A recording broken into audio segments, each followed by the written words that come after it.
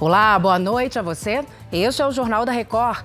Cracolândia de São Paulo tem operação contra traficantes agora à noite. No Rio de Janeiro, a polícia ganha tratores e escavadeiras para remover barricadas. A Anatel anuncia que o 5G vai ser liberado em mais 7 capitais. O Jornal da Record já está no ar. Oferecimento Bradesco. A gente não para de se reinventar por você.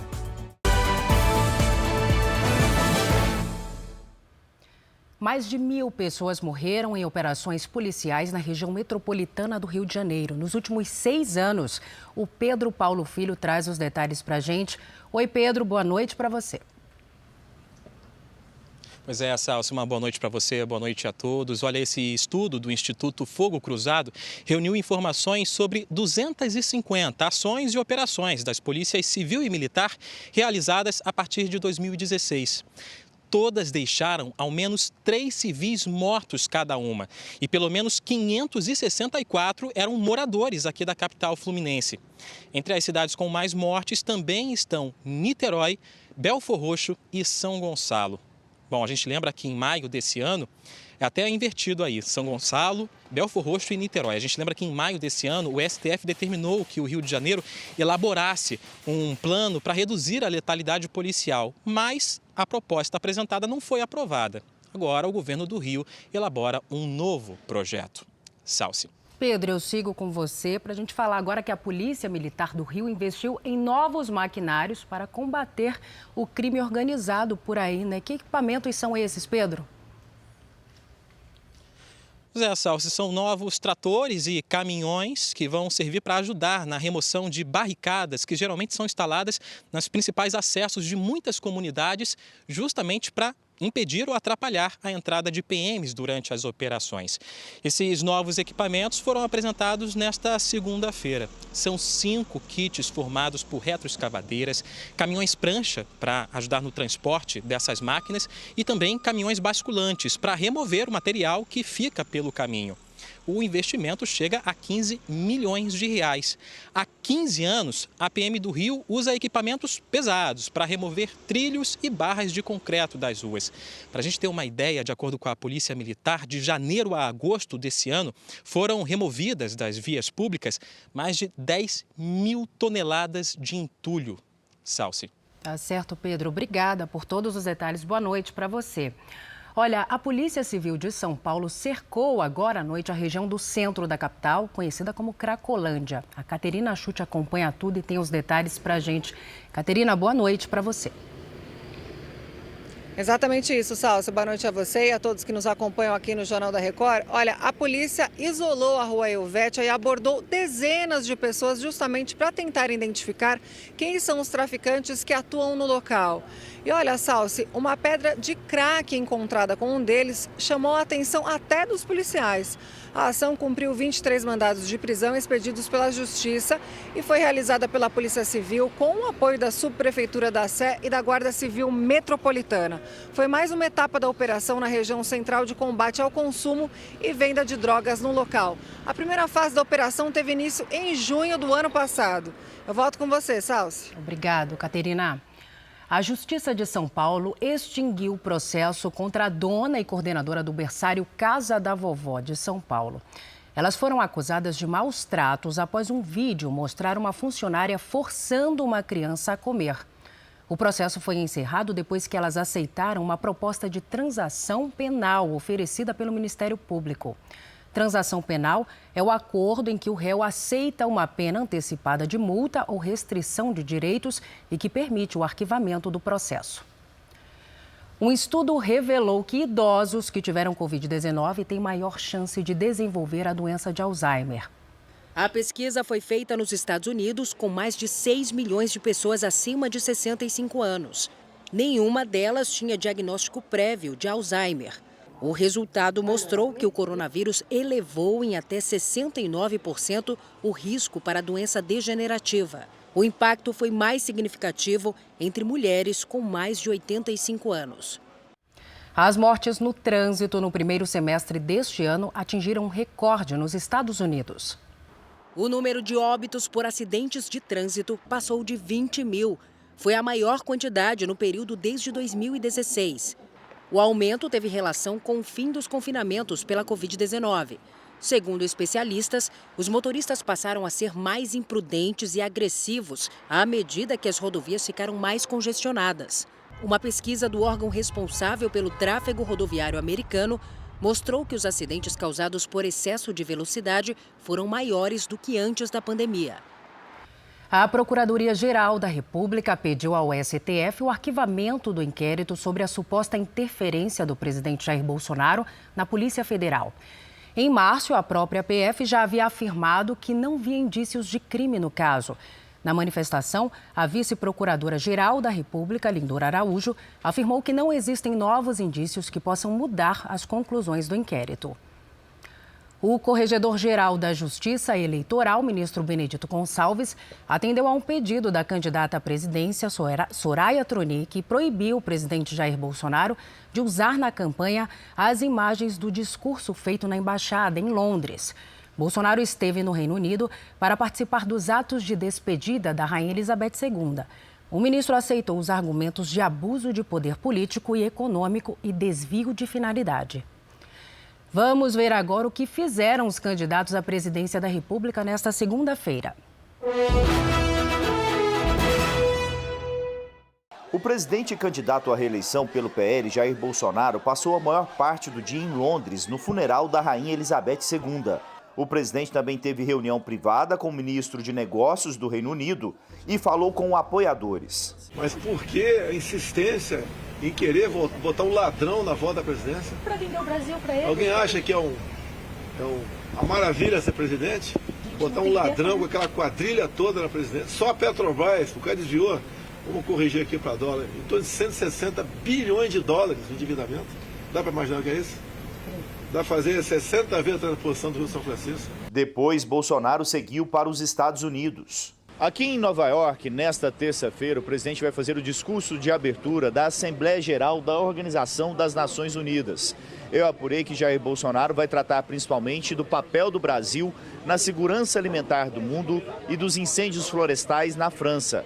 Bolsonaro, que tem um longo desentendimento com o presidente francês Emmanuel Macron, deve dizer que as queimadas não ocorrem só no Brasil. Ciro Gomes, candidato pelo PDT, recebeu representantes de bancos digitais no Comitê Central de Campanha em São Paulo. No encontro, Ciro criticou o que chamou de cartel financeiro e propôs uma reforma fiscal. Ciro Gomes defendeu o investimento em bancos digitais, inclusive a entrada de instituições estrangeiras no país para estimular a competitividade no mercado. O candidato apresentou propostas e prometeu avaliar as sugestões recebidas. Uma delas foi diminuir a burocracia para a abertura de contas para pequenas e médias empresas, um dos principais clientes das startups que desenvolvem produtos financeiros. Em seguida, Ciro Gomes se reuniu com secretários de saúde do estado.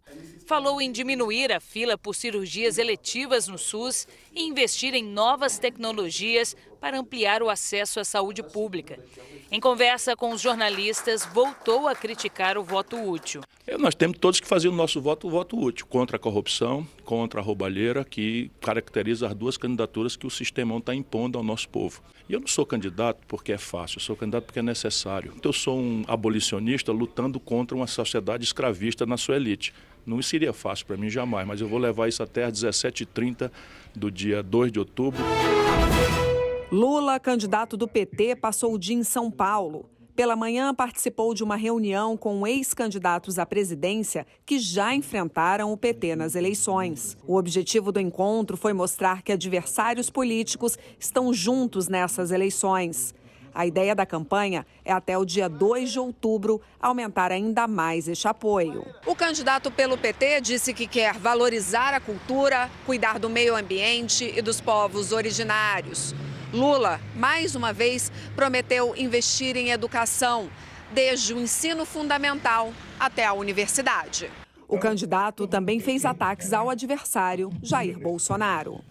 A Lei Rouanet para esse governo é uma coisa, sabe, que não tem nenhuma valia. É jogar dinheiro fora. Porque um ogro como o Bolsonaro efetivamente não gosta de cultura. porque a cultura é uma coisa que desperta o lado revolucionário do ser humano. A candidata do MDB, Simone Tebet, participou de uma sabatina em São Paulo. Tebet falou sobre a reforma tributária que pretende fazer no início de seu governo e afirmou que a melhoria na qualidade dos serviços serão outra prioridade para ela. A candidata também falou sobre diminuir a desigualdade no país, começando pela educação. Nós falamos muito da desigualdade no Brasil, que ela é estrutural. E ela só pode ser combatida exatamente garantindo a equidade. Equidade significa dar igualdade de oportunidades. Não é possível alguém começar na linha de frente em relação ao outro na largada, porque tem uma escola, por exemplo, particular, com melhor qualidade que a escola pública. Soraya Tronic, candidata do União Brasil, se reuniu com representantes do Sindicato da Indústria de Produtos Farmacêuticos do estado de São Paulo. Soraya ouviu dos empresários reclamações sobre a carga tributária do país e defendeu a sua proposta de imposto único, que substituiria mais de 10 impostos e contribuições federais. A candidata disse que pretende incluir algumas das propostas do setor no programa de governo. Discutimos todos os cernes da proposta deles, inclusive que envolve investimento em ciência e tecnologia, trazer a Anvisa, modernizar a Anvisa, mas trazer a Anvisa para dentro do Ministério da Saúde. O candidato do Novo, Felipe Dávila, se reuniu com comerciantes na sede da Associação Médica, em Belo Horizonte. O candidato fez uma apresentação do seu programa de governo. Tirar o Estado pesado das costas de quem produz, trabalha, dos comerciantes, dos empresários. O que o brasileiro quer é regras simples, tirar o Estado das costas, diminuir carga tributária e permitir que o investimento volte. O candidato do PTB, Kelmon Luiz, não teve agenda pública de campanha.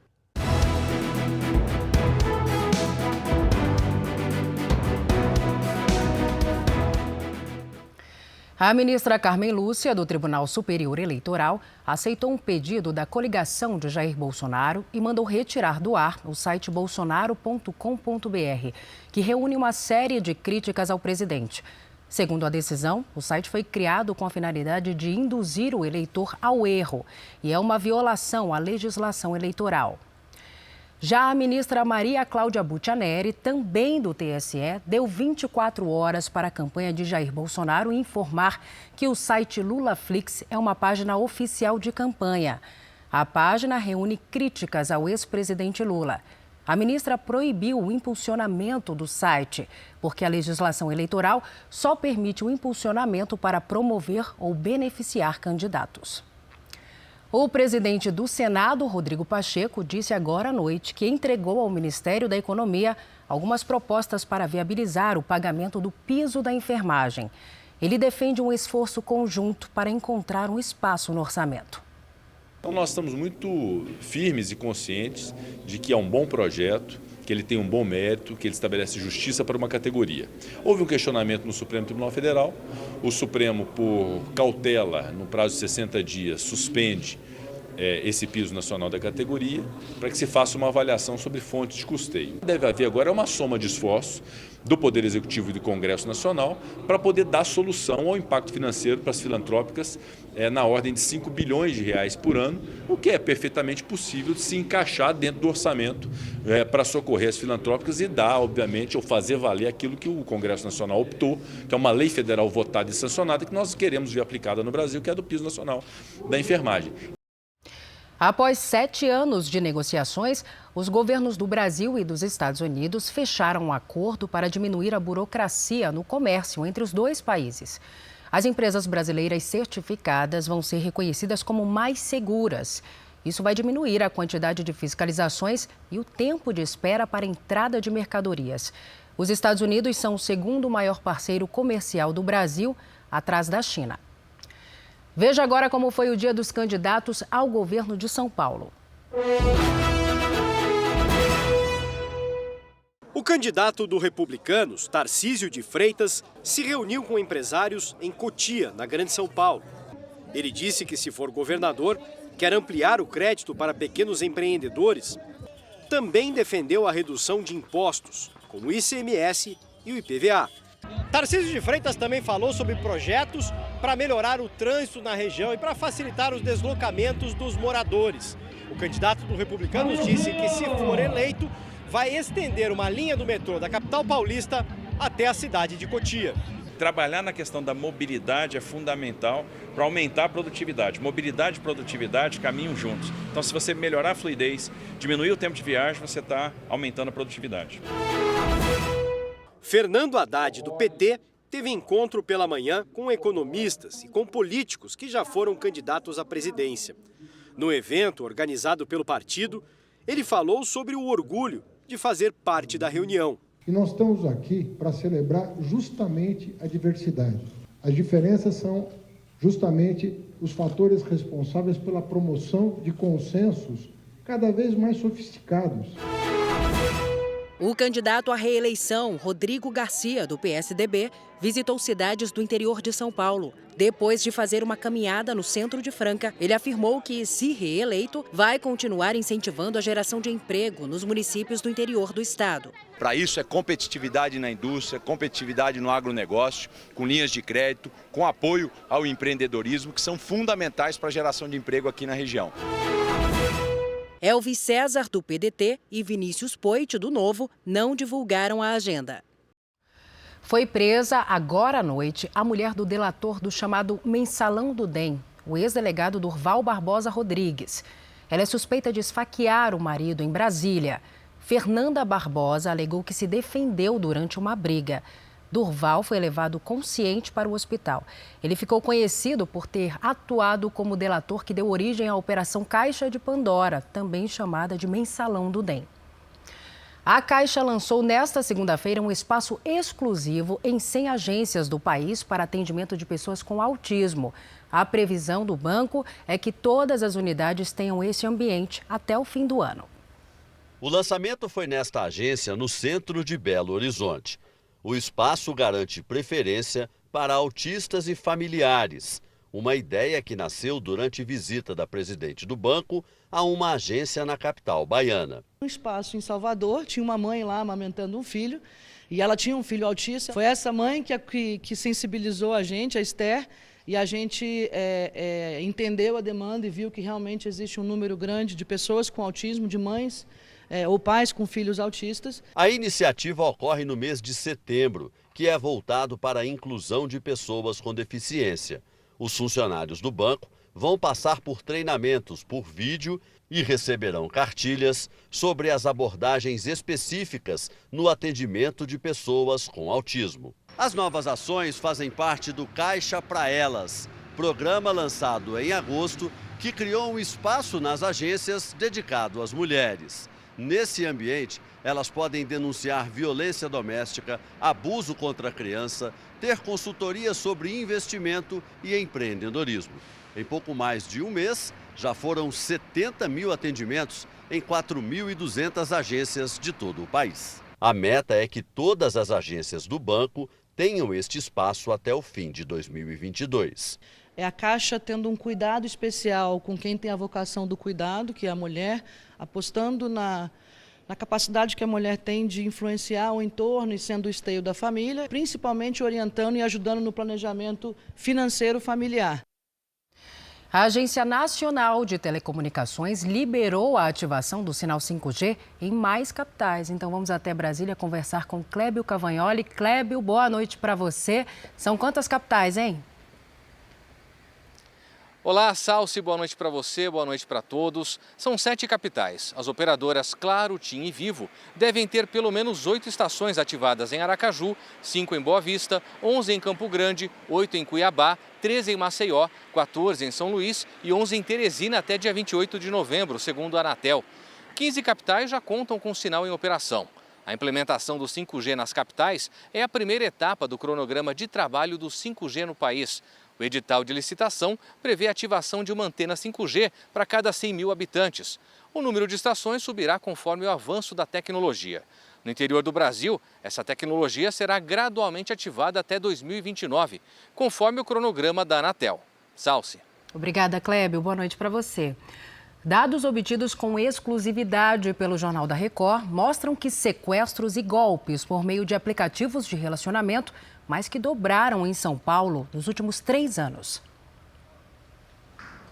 As vítimas são atraídas por mensagens que parecem convincentes. Oi, amor, tudo bem? Eu sei que a gente tinha marcado de se encontrar no shopping, mas será que você pode me pegar aqui em casa? Mas só quando chegam ao local combinado descobrem a armadilha. Aí são sequestradas, levadas para cativeiros e roubadas. Uma dupla suspeita de participar da execução do empresário Fábio Miori foi presa na capital. Ele tinha sido vítima de sequestro depois de marcar um encontro por aplicativo de relacionamento. O empresário não registrou o crime e decidiu investigar por conta própria. Fábio descobriu a identidade da mulher que o atraiu para o falso encontro. Caiu numa nova emboscada e foi assassinado. Lucas caiu no mesmo golpe. No dia em que iria conhecer a mulher com quem já conversava há meses pela internet, foi rendido por 4 homens e levado para um cativeiro. Na hora que eu aperto a campainha, ao invés do encontro, acontece a chegada de um carro com 4 marmanjos armados. E aí começa o maior pesadelo que eu não desejo nem pro pior inimigo que eu possa ter nessa vida. Ele ficou em poder dos criminosos por 24 horas e foi obrigado a fazer empréstimos, compras e transferências bancárias. Teve um prejuízo de quase R$200 mil. Eles foram movimentando, pegando empréstimo, cheque especial, limite de cartão de crédito. Onde eles encontraram dinheiro disponível, eles foram pegando. Dados exclusivos obtidos pelo Jornal da Record mostram que aqui em São Paulo aumentaram os registros dos chamados golpes amorosos, praticados por criminosos através de aplicativos de namoro. Só nos primeiros 7 meses deste ano foram 434 ocorrências, 26% a mais do que no mesmo período do ano passado. Os registros incluem de pequenos golpes a sequestros. Se comparado a 2019, o ano pré-pandemia, o aumento para 2022 foi de 113%. Este delegado diz que nos últimos meses os aplicativos de namoro têm ignorado os pedidos de ajuda da polícia nas investigações. Eles não respondem, eles têm sede no exterior. E a própria plataforma dispõe de meios para você encaminhar o ofício, uma ordem judicial. Você manda esse ofício, infelizmente a resposta nunca chega para nós aqui. O delegado também reforça alguns cuidados a quem costuma usar estes aplicativos. Você marcar num local público, uma praça de alimentação, compartilhar a sua localização com um amigo muito próximo, algum familiar. E as pessoas acabam não observando, achando que não vai acontecer com elas e acaba acontecendo. Dos aplicativos de relacionamento procurados pelo Jornal da Record, apenas um respondeu que possui um sistema para analisar possíveis perfis falsos e colabora com a polícia sempre que é acionado. Agora, os destaques internacionais. Os Estados Unidos anunciaram que um cidadão americano que estava preso no Afeganistão foi libertado em uma troca de prisioneiros com o Talibã. Mark Frericks, um veterano da Marinha Americana, foi sequestrado há mais de 2 anos enquanto trabalhava como engenheiro civil no Afeganistão. Em troca, foi libertado um integrante do Talibã que estava preso nos Estados Unidos por acusações de tráfico de drogas. O presidente Joe Biden disse em entrevista que a pandemia da Covid-19 acabou nos Estados Unidos. Biden afirmou que as coisas estão mudando em relação aos cuidados, mas que segue comprometido no combate à doença. Atualmente, cerca de 400 pessoas morrem por dia no país por causa da Covid. O número é bem menor do que era registrado no começo da pandemia, quando os Estados Unidos registravam 3 mil mortes diárias. Durante a entrevista, Biden também admitiu que ainda não decidiu se vai tentar a reeleição. A rainha Elizabeth II foi enterrada nesta segunda-feira ao lado do marido, o príncipe Philip, em Windsor, na Inglaterra. Milhares de pessoas acompanharam o trajeto do caixão da monarca, que deixou Londres sob forte emoção. Milhões de súditos unidos em uma só dor. Um dia em que até o espaço aéreo foi fechado em luto. No feriado nacional, o único compromisso era o adeus à rainha. A despedida final de uma era. Às 6h30 da manhã, a visitação ao caixão foi encerrada em Londres. Ao mesmo tempo, uma multidão começou a ganhar as ruas daqui de Londres. E essa corrida toda é para garantir um lugar bem perto de onde vai passar o cortejo final com o corpo de Elizabeth II. Às 5 da manhã, Lisa já estava na rua para a despedida. Mesmo depois de um trajeto de 6 quilômetros, Tabata não encontrava lugar. Muitos britânicos que não conseguiram espaço nas ruas vieram para os parques para acompanhar tudo pelo telão. Eles entendem que esse é o melhor jeito de honrar o reinado de Elizabeth II. É um agradecimento conjunto pela vida que ela dedicou à nação. A homenagem estava no terno, no traje feito especialmente pelas 7 amigas da África do Sul, ou no balão em forma de coração da irlandesa de 7 anos. E uma salva de tiros anunciou o início do cortejo. A reverência final à rainha durou 1 hora. O caixão seguiu com um bilhete escrito pelo novo rei. Em memória amorosa e devotada, assinou Charles. O rei Charles III e os príncipes William e George, pai e filho, os 2 próximos na linha de sucessão ao trono, caminharam ao lado do caixão. 2 minutos de silêncio marcaram o fim da celebração. Milhares de pessoas viram pela última vez o caixão, que deixou Londres e seguiu para a cidade de Windsor após 1 hora de viagem. Em um de seus castelos preferidos estavam também os cães de Elizabeth II, os famosos corgis da rainha, e sua égua preferida. Cerca de 800 pessoas participaram da cerimônia religiosa, entre elas a família real e funcionários da coroa. Na celebração, as joias reais foram retiradas. E lentamente o caixão desceu ao jazigo real. Mais tarde, nessa segunda, ele ainda foi transferido para o local onde repousam os pais da rainha. O sepultamento foi em uma cerimônia particular. Após 7 décadas de reinado, Elizabeth II foi enterrada onde desejava, ao lado do marido, o príncipe Philip, que morreu no ano passado. E os britânicos que decidiram sair de Londres rumo ao castelo de Windsor não tiveram vida fácil. Os trens que fazem o trajeto foram interrompidos por conta de uma falha na fiação elétrica. Mas isso não impediu que a cidade recebesse uma grande multidão para a despedida. A expectativa era que milhares de pessoas usassem as ferrovias para testemunhar de perto a chegada do caixão ao castelo onde o corpo de Elizabeth II foi sepultado.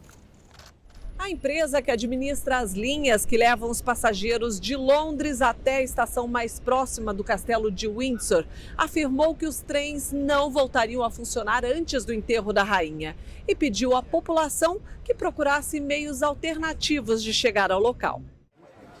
Mesmo com as dificuldades, as ruas da pequena Windsor ficaram lotadas. O número de pessoas passou em muitos, cerca de 30 mil habitantes que vivem na cidade. Uma cena que chamou a atenção foi a de um policial que desmaiou do lado de fora do Palácio de Westminster, onde aconteceu o velório aberto ao público. Ele ajudava na organização da rota do cortejo quando passou mal e precisou ser retirado de maca por colegas da Marinha Real. Seguimos nos destaques internacionais porque agentes americanos prenderam mais de 2 milhões de pessoas na fronteira com o México nos últimos 11 meses. Somente em agosto foram mais de 200 mil detenções. Segundo autoridades, a maioria dos que tentaram entrar ilegalmente foi detida mais de uma vez. No fim deste mês, o governo americano vai divulgar o balanço anual de prisões feitas na fronteira com o México.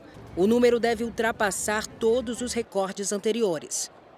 E um navio espanhol resgatou quase 400 imigrantes no mar Mediterrâneo em apenas um dia. O grupo de imigrantes estava 4 dias no mar em um barco de madeira. Pelo menos 60 crianças viajavam na embarcação. A maioria apresentava sintomas de desidratação. O navio procura agora por um porto para as pessoas resgatadas que precisam de cuidados médicos. Agora o futebol. O Atlético Goianiense pegou o Inter de Porto Alegre em casa, mas perdeu em jogo pelo Brasileirão. O Inter abriu o placar aos 28 do primeiro tempo. Pedro Henrique driblou dentro da área, chutou de longe e marcou um belo gol. O segundo do Inter veio dos pés do mesmo Pedro Henrique. Ele aproveitou o cruzamento e só tocou para o gol vazio. O Atlético Goianiense descontou aos 18 do segundo tempo. Churin completou o toque de Ayrton. Final, Atlético Goianiense 1, Inter 2. Este foi o Jornal da Record. Outras informações às 7 da manhã, na primeira edição do JR 24 Horas. Você fica agora com as imagens que marcaram o dia e logo depois vem o programa Entre Linhas. Uma boa noite para você. Cuide-se. Tchau.